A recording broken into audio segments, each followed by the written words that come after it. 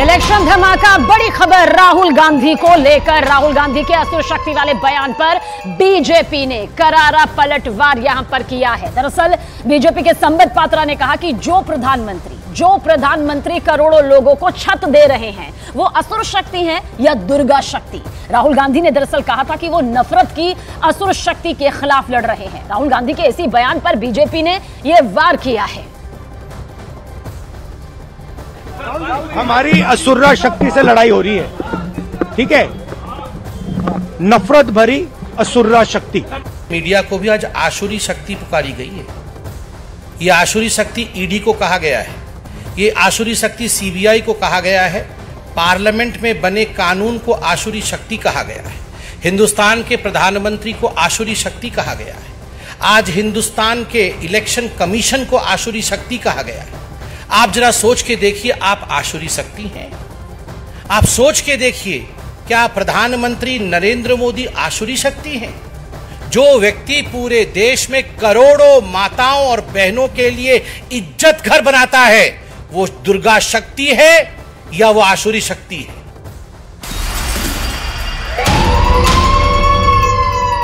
Election धमाका, बड़ी खबर जाति जनगणना पर दरअसल कांग्रेस में फूट पड़ गई है।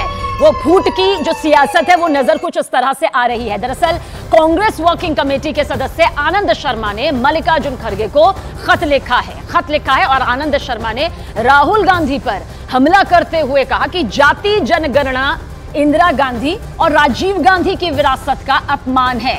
तो सीधे किस तरह से यह खत लिखा गया है कांग्रेस नेता आनंद शर्मा का राहुल गांधी पर यह हमला सामने आया है। सीधे तौर पर कहा कि जाति जनगणना इंदिरा गांधी और राजीव गांधी की विरासत का अपमान है, यह यहां पर कहा गया है। और इस पर सियासत ही नहीं बल्कि अंदर खेमे जो है वो फूट साफ तौर से इस खत के जरिए और खत में लिखे गए शब्दों के जरिए दिखाई देती है। अपने आप में बहुत बड़ी बात है कि जाति गणना इंदिरा गांधी और राजीव गांधी की विरासत का अपमान है। ये महज कुछ शब्द नहीं है, ये कांग्रेस के अंदर की जो फूट है, जो मनभेद है, उसको बताती है जनगणना को लेकर, उस जाति गणना को लेकर जहां पर बीजेपी, कांग्रेस, तमाम पार्टियां दो खेमे में नजर आती है। वहीं पर कांग्रेस जो है उसका एक अलग ही दो खेमा बना हुआ है। हमारे सहयोगी अरुण ज्यादा जानकारी के साथ। अरुण, ये तो फूट साफ तौर पर इस खत के जरिए नजर आती है।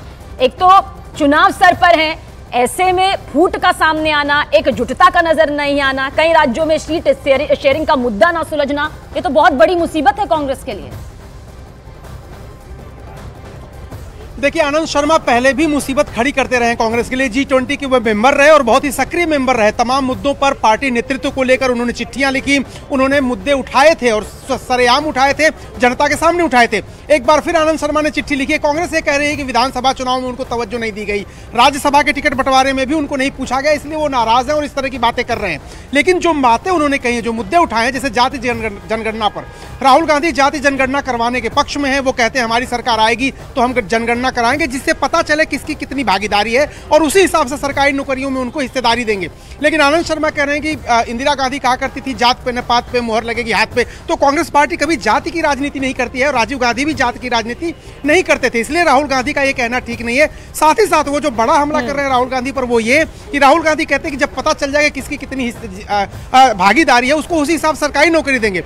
आनंद शर्मा कहते हैं कि अनएम्प्लॉयमेंट खत्म नहीं होगा जाति जनगणना से। तो एक तरह से राहुल गांधी ने जो बातें रखी थी उन सब पे उन्होंने प्रहार किया, उन सब की उन्होंने काट एक तरह से अपनी चिट्ठी में लिखी है। तो निश्चित रूप से चुनाव से पहले कांग्रेस पार्टी में ये मुश्किल का सबब बन सकता है। तो एक बड़ी मुश्किल का सबब बन सकता है, कुछ चुनौतियां खड़ी कर सकता है, दो खेमे और नजर आ सकते हैं। शुक्रिया।